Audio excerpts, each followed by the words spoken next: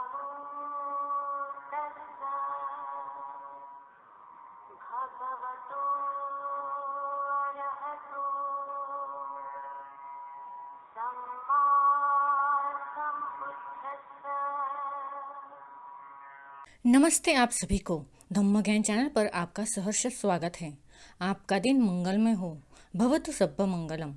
आज के वीडियो में हम सुत्त पिटक के संयुक्त निकाय के मार संयुक्त के तृतीया वर्ग में आए संबहुल सुत्त और समिधि सुत्त के बारे में जानकारी देंगे। वीडियो अंतिम तक देखिए, वीडियो ज़्यादा से ज़्यादा शेयर कीजिए। तो शुरू करते हैं।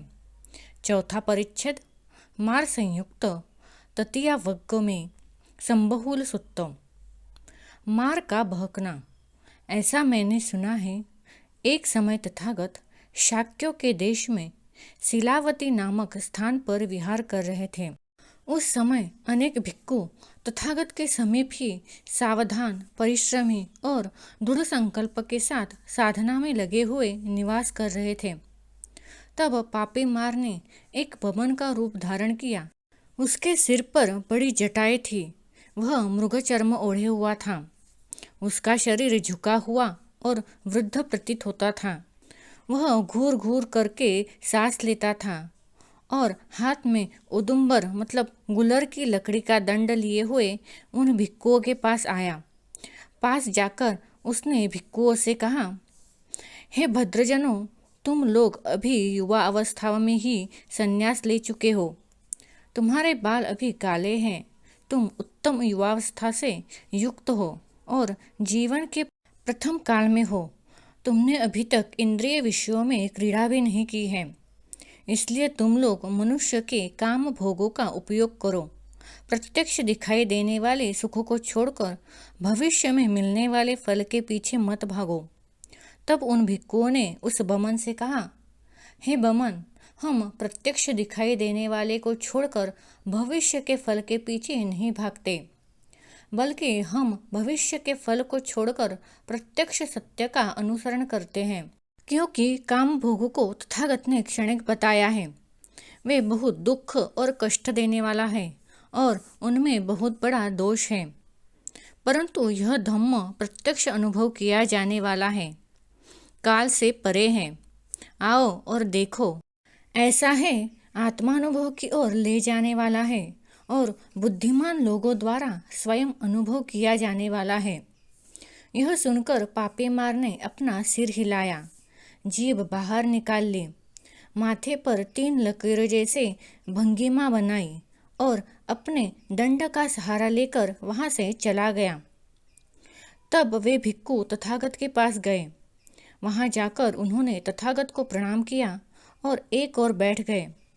एक और बैठकर उन्होंने तथागत से कहा, भंते, हम लोग यहाँ तथागत के निकट सावधान, परिश्रम और दृढ़ संकल्प के साथ साधना में निवास कर रहे थे। तभी एक बमन हमारे पास आया। उसके सिर पर बड़ी जटाएं थी। वह मृगचर्म ओढ़े हुआ था। शरीर झुका हुआ और वृद्ध दिखाई देता था। घूर घूर करके सांस लेता था और हाथ में उदुम्बर का दंड लिए हुए था। उसने आकर हमसे कहा, हे भद्रजनों, तुम लोग अभी युवावस्था में ही संन्यास ले चुके हो। तुम्हारे बाल काले हैं। तुम उत्तम युवावस्था से युक्त हो और जीवन के प्रथम काल में हो। तुमने अभी तक काम भोगों में क्रीड़ा नहीं की है। इसलिए मनुष्य के काम भोगों का उपभोग करो।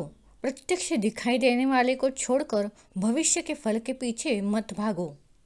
तब हमने उससे कहा, हे बमन, हम प्रत्यक्ष को छोड़कर भविष्य के फल के पीछे नहीं भागते, बल्कि भविष्य के फल को छोड़कर प्रत्यक्ष सत्य का अनुसरण करते हैं। क्योंकि तथागत ने काम भोगों को क्षणिक बताया है, वे बहुत दुख और कष्ट देने वाला है और उनमें बहुत बड़ा दोष है। परंतु यह धम्म प्रत्यक्ष अनुभव करने योग्य है, काल से परे है। आओ और देखो। ऐसा है, आत्मानुभव की ओर ले जाने वाला है और बुद्धिमान द्वारा स्वयं अनुभव किया जाने वाला है। यह सुनकर वह बमन सिर हिलाकर जीभ बाहर निकलकर माथे पर 3 लकीरों जैसी आकृति बनाकर अपने दंड का सहारा लेते हुए वहां से चला गया। तब तथागत ने कहा, भिक्खुओं, वह बमन नहीं था, वह पापी मार था जो तुम्हें भ्रमित करने के लिए आया था। फिर तथागत ने उस प्रसंग को जानकर उस समय यह गाथा कही, जिसने दुख और उसके कारण को देख लिया है, वह प्राणी फिर काम भोगों के आगे कैसे झुकेगा। जब वह जान लेता है कि यही उपाधि मतलब आसक्ति संसार में बंधन है, तब वही प्राणी उसके विनाश के लिए शिक्षा का अभ्यास करता है। समिद्धि सुत्त, समिद्धि को डराना। एक समय तथागत शाक्यों के देश में शीलावती नामक स्थान पर विहार कर रहे थे। उस समय आयुष्मान भिक्खु तथागत के समीप ही सावधान, परिश्रमी और दृढ़ संकल्प के साथ निवास कर रहे थे। तब एक दिन आयुष्मान समिद्धि एकांत में एकाग्र होकर ध्यान में बैठे हुए थे। उस समय उनके मन में यह विचार उत्पन्न हुआ, निश्चय ही मुझे बड़ा लाभ प्राप्त हुआ है। सचमुच मैंने उत्तम लाभ पाया है कि मेरे गुरु अरहंत सम्यक संबुद्ध है। निश्चय ही मुझे बड़ा लाभ प्राप्त हुआ है। सचमुच मैंने उत्तम लाभ पाया है कि मैंने ऐसे सुश्रुत और सुयोग्य ढंग से प्रतिपादित धम्म विनय में प्रवृज्जित हुआ हूँ। निश्चय ही मुझे बड़ा लाभ प्राप्त हुआ है। सचमुच मैंने उत्तम लाभ पाया है कि मेरे सह ब्रह्मचारी शीलवान और कल्याण धर्म से युक्त है। तब पापी मार ने आयुष्मान समिद्धि के मन के इस विचारों को जान लिया।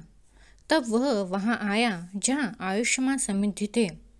वहां पहुंचकर उसने उसके पास ही एक बहुत भयानक और भय उत्पन्न करने वाला शब्द किया, मानो पृथ्वी फट रही हो या फिर हिल रही हो।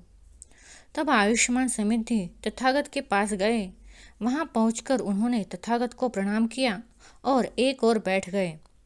एक ओर बैठकर उन्होंने तथागत से कहा, भंते, मैं यहाँ तथागत के निकट सावधान, परिश्रम और दृढ़ संकल्प के साथ निवास कर रहा था।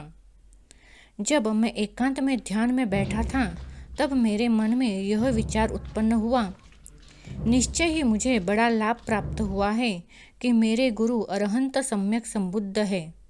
निश्चय ही मुझे बड़ा लाभ प्राप्त हुआ है कि मैं ऐसे सुश्रुत और सुयोग्य ढंग से प्रतिपादित धम्म विनय में प्रवृज्जित हुआ हूँ।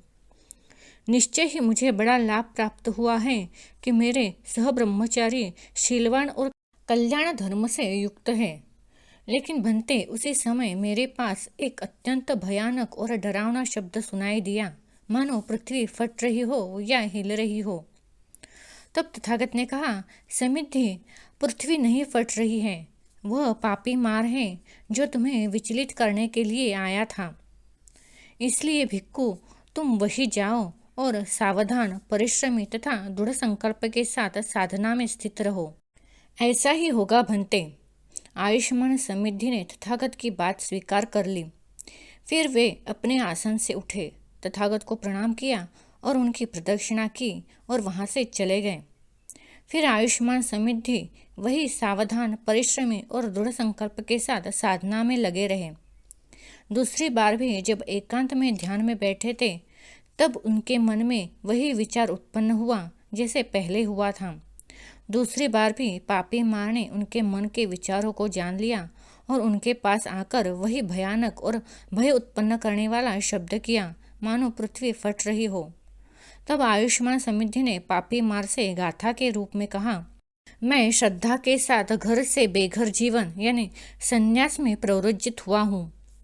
मेरी स्मृति और प्रज्ञा जागृत है और मेरा चित्त अच्छी तरह से समाधिस्थ है। इसलिए तुम चाहे जितने रूप मतलब भय या प्रलोभन उत्पन्न करो, तुम मुझे किसी प्रकार से भी विचलित नहीं कर सकोगे। यह सुनकर पापी मार ने सोचा, भिक्खु समिद्धि मुझे पहचान गया है। तब वह दुखी और खिन्न हो वही अंतर्धान हो गया।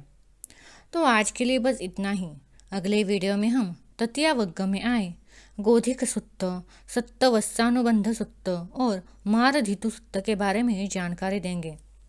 अगर आपको ये वीडियो अच्छा लगा तो धम्म ज्ञान चैनल को सब्सक्राइब, लाइक, शेयर और कमेंट करना मत भूलिए। साथ ही बेल के आइकन पर क्लिक कीजिए ताकि अगला वीडियो सबसे पहले आपके पास पहुंच जाएगा। धन्यवाद। Keep supporting.